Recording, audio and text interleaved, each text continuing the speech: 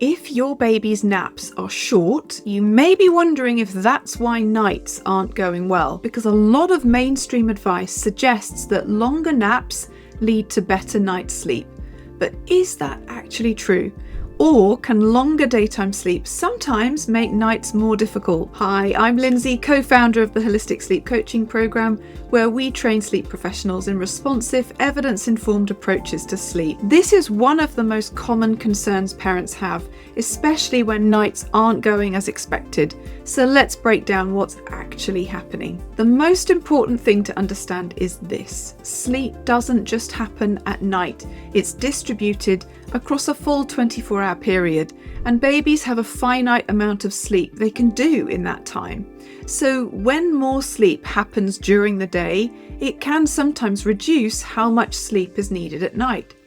This is where the concern about long naps comes from. If a baby is getting a lot of sleep during the day, you might see difficulty falling asleep at bedtime, shorter nights, or more waking, not because there's a problem with the naps, but because the total sleep balance has shifted in favour of daytime sleep. By the way, if you want a clearer understanding of how night sleep works, there's a free guide below that explains this step by step. Now, sleep pressure is what drives sleep. It builds as your baby is awake and using energy. If a nap is very long, sleep pressure resets more fully, which means it takes longer to build back up again before the next sleep. So if that long nap happens later in the day, there may not be enough sleep pressure left for bedtime.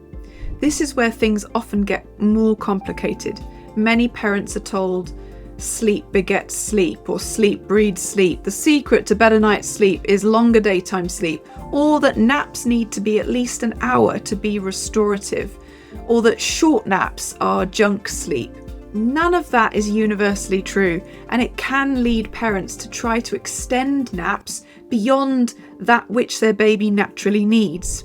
We often see parents darkening the room to prolong sleep, trying to resettle at the end of a natural sleep cycle, keeping babies in carriers to extend naps, or feeding back to sleep as soon as they stir. Now, sometimes these approaches can be helpful, but often they're not necessary. Now, why can this backfire? Well, because every time we extend a nap, we're adding more sleep in the daytime, and that sleep has to come from somewhere. And what can happen is more sleep gets banked in the day, which reduces the need for sleep at night.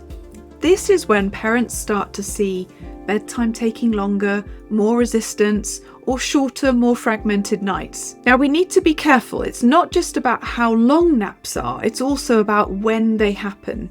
A long nap earlier in the day often has less impact on bedtime, but a long nap later in the day can make it harder to fall asleep at night. Not all babies need the same amount of sleep. Some naturally need more, some need less. And this is where rigid schedules can cause problems, because they often assume higher sleep needs than average. So parents end up trying to fit their baby into a pattern that doesn't match what their body actually needs. Now, for some babies, longer naps are not a problem at all. They wake up refreshed, they build sleep pressure again easily, and still sleep well at night.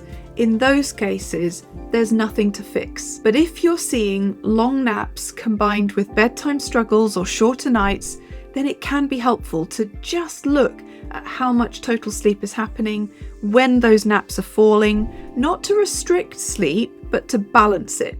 So instead of asking, are long naps bad? A more helpful question is my baby's daytime sleep supporting their night's sleep? Because that's what really matters.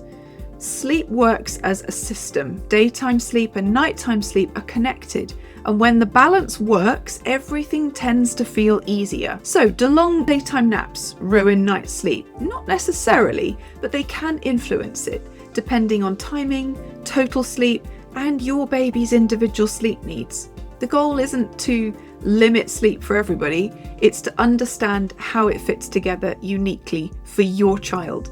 If you want help understanding your baby's naps, check out our earlier video below, and I'll see you next time.